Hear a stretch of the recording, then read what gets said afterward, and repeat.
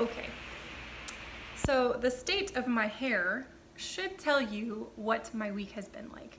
And also the fact that my house is a complete mess and I haven't meal prepped anything and I'm just like going crazy. And my PhD interview is tomorrow. And I'm like, but I wanted to come on here today and talk to you guys about what's been going on with my digestive issues. I have alluded to the fact that I have had gastric distress for the last probably 6 months really, but it culminated at the end of December. I talked about that on my Instagram, so I always talk about like all my health issues and my fitness journey and my macro counting and all that stuff on my Instagram page. So if you want to follow along with that, I highly recommend it. It's just at Kaylee Zapanta.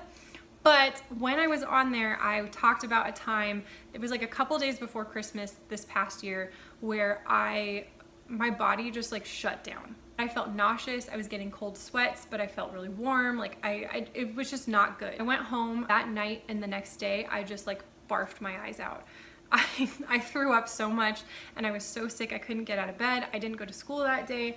It was just a mess. And I knew just kind of intuitively, I had a gut feeling, that it was about my gut. I've known for a while now, and I don't think I've wanted to admit it because the process to fix this is really, really hard, and I'll get to that in a second.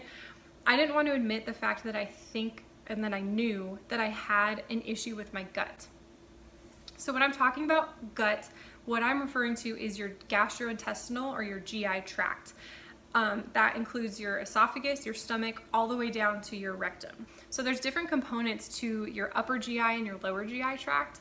And if one of those components is dysregulated, then it will cause these imbalances or this, it'll manifest as things like acid reflux or constipation, diarrhea, bloating, not being able to eat certain foods, even things like brain fog, not sleeping, anxiety, fatigue, even if you do sleep enough. All of these issues can be traced back to our gut. And so I had a lot of those symptoms for the last 6 months. And really, if I'm honest with myself, for the last 6 years. Then back in August, I started getting really, really bad acid reflux. But I didn't want to admit it. So when I got sick, I was like, okay, whatever. Maybe I have acid reflux. Maybe I have GERD, which is like a really severe acid reflux disease or disorder. I can't remember if the D stands for disease or disorder, but that's okay. Anyways, I finally was like, you know what? If I don't do something about this acid, then I might get esophageal cancer. And I don't want that. So I went to the doctor on campus and I asked him what to do. He sat with me for approximately 8 minutes, charged me $200, even though I have insurance. And he was like, I want you to take this medication for a month and then we'll come back and see how it's going. Anyways, I took the medication for 3 weeks and I saw no results. And so I was like, you know what? I spent like $400 going to see this guy and he didn't even actually help me. And so I know that taking this medication is going to cure the symptom, but it's not, or it's going to like subside the symptom, but it's not going to cure the disease. So it was Christmas, and so I couldn't really go see a doctor because obviously most doctors closed down their offices. So I kind of just went through Christmas in pain. I've been in so much pain and I have been silent about it for a really long time.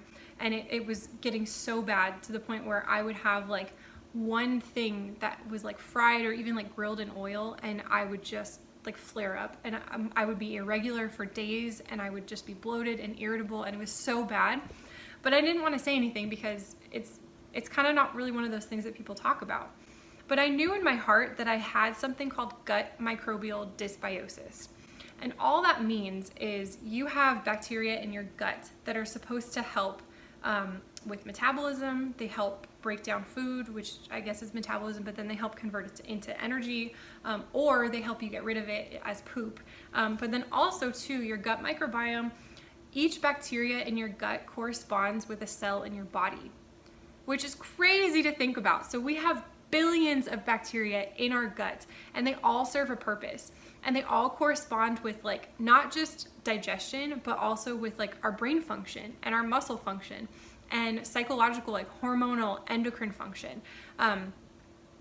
Psychological is neurotransmitter, but endocrine, hormonal functions, that sort of thing.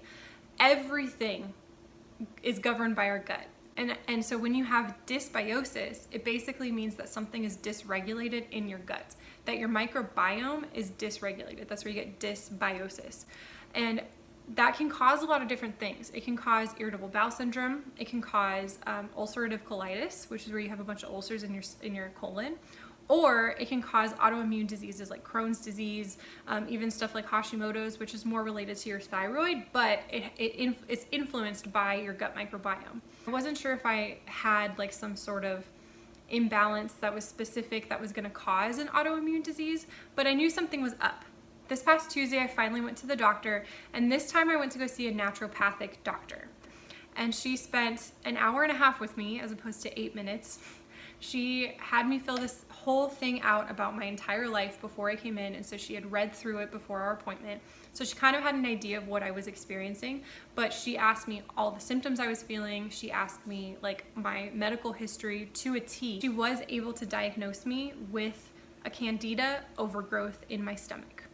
So candida is basically a bacteria that's in our gut that we should have in our gut, but when it is overgrowing, there's an overgrowth, so there's too much of it, it can cause really, really serious side effects that present as an autoimmune disorder. So basically what happens is your body goes, oh, we have too much of this bacteria and it's causing all of these issues. So it increases inflammation systemically, meaning like your whole body, and it increases it just a little bit. And so you end up feeling like fatigued and like a little bit sick, like almost like you think like, oh, I'm coming down with something, but I don't really know what it is. That's kind of how you feel. And then what happens is your body's just working on overdrive, and you present with all of these autoimmune responses. She said based off of my symptoms and based off of where my pain was and based off of like all of these different things that she's pretty sure that I have an overgrowth of candida in my stomach. I guess I should say, why did I get it or how did I get it? I don't really know yet. The experience and the journey that I'm going to go on with this naturopath doctor is going to be a long one, which is like kind of unnerving because it's going to be a lot of money and it's going to be a lot of time and a lot of discipline. However, I'm really sick. I'm really, really sick, and I just want to get better. So if this is what's going to do it, then I'm more than happy to do so. So the reasons why she thinks that I have candida, and this is common with a lot of people who have candida or any sort of like gut issue, is the fact that when I was a kid, I had a ton of antibiotics. I grew up in the 90s, and if you grew up in the 90s or even like the late 80s, that was the time when antibiotics were like kicking. Everyone was getting antibiotics for everything. So if I had the flu or strep throat or just a cold or whatever, bronchitis, I got antibiotics. The antibiotics basically strip away your gut microbiome. And so what ends up happening is you get a decrease or a reduction in good bacteria that protect your intestines, and then you get an increase in the bad bacteria that invade your intestines and cause damage. And that's where that autoimmune response comes in, because it senses the damage and it goes, oh, we gotta fix it. That's basically what happened to me. When I was a kid, I had tons of antibiotics because I got sick all the time. And so over time, my bacteria was stripped away. And then compile that with the fact that I'm very, very stressed, that I don't sleep a lot, and that my diet has consisted of higher carbohydrates and lower fat for a really long time. The bacteria in my gut right now feed off of carbohydrates. And so the candida that's in my stomach, every time I eat carbohydrates, it is feeding on that and it's growing. And to kill it, you have to starve it. So that leads me to the next thing, which is her prescription for me. I say prescription because that's what she prescribed to me, but I want to be very, very careful when I'm telling you guys this stuff, because I don't want you to self-diagnose and just start this diet immediately without going to see a doctor. But if you start a diet like this and you don't really know if that's exactly what you have or need, then it can cause a lot of serious adversities.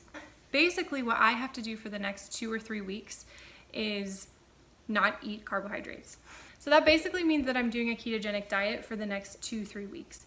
And it is strict. I can't have any fruit. I can't have any bread. I can't have any dairy. I can't have any alcohol. I can't have any fruit juice. I can't have any vegetables that have a lot of carbohydrates in them. That's how strict it is. It's hard, but I have to be honest with you, I'm on day 2, and I haven't really noticed any differences. Like, I thought that it was gonna be really hard. I thought I was gonna be like crashing, and I thought that I was gonna be really irritable, because that's what happened the last time I went onto keto. But I haven't really experienced a lot of that, and I think it's honestly because of 2 reasons. Number 1, I am highly stressed this week. I'm very, very stressed out. And so I think I'm like distracting myself, like not thinking about how hungry I am. But the second thing too is I was in so much pain and have been in so much pain for the last 6 months that I think when my doctor told me this diagnosis, something just like clicked in me and I was like, I don't really care about eating bread. The last few months I have had that stuff and it's tasted really good. And then immediately after I feel sick. And after a certain period of time when things make you feel sick, you don't want them anymore. So I think it's been a little bit easier because I associate those foods now with me feeling so crappy. So I just figured I wanted to come on here in my pajamas and talk to you guys about this because I want to take you along on my journey.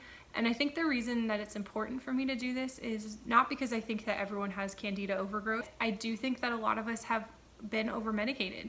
Like a lot of us had a lot of antibiotics when we were growing up, and a lot of us are really stressed right now. And a lot of us eat too much sugar and drink too much alcohol. And so I really would argue that we have imbalances in our gut that are causing a lot of different issues. Gut has been linked to cognitive issues like Alzheimer's. It's been linked to obesity. It's been linked to cancer. It's been linked to neurodegenerative diseases, which I guess would kind of be Alzheimer's, but also other things like Parkinson's. It's been linked to depression. It has been linked to a lot of different things. And that's like because what I said previously is every single bacteria in our gut corresponds with a cell in our body. Every single one. So we have billions of bacteria in our gut and we have billions of cells in our body. And so if we have dysregulations in our gut, it's going to manifest in different ways for everybody, but it's probably going to manifest in a way like kind of similar to what I'm experiencing. Okay. I really don't want to talk anymore. I'm so tired. I'm going to go rest for my interview tomorrow. I will talk to you guys later. Bye.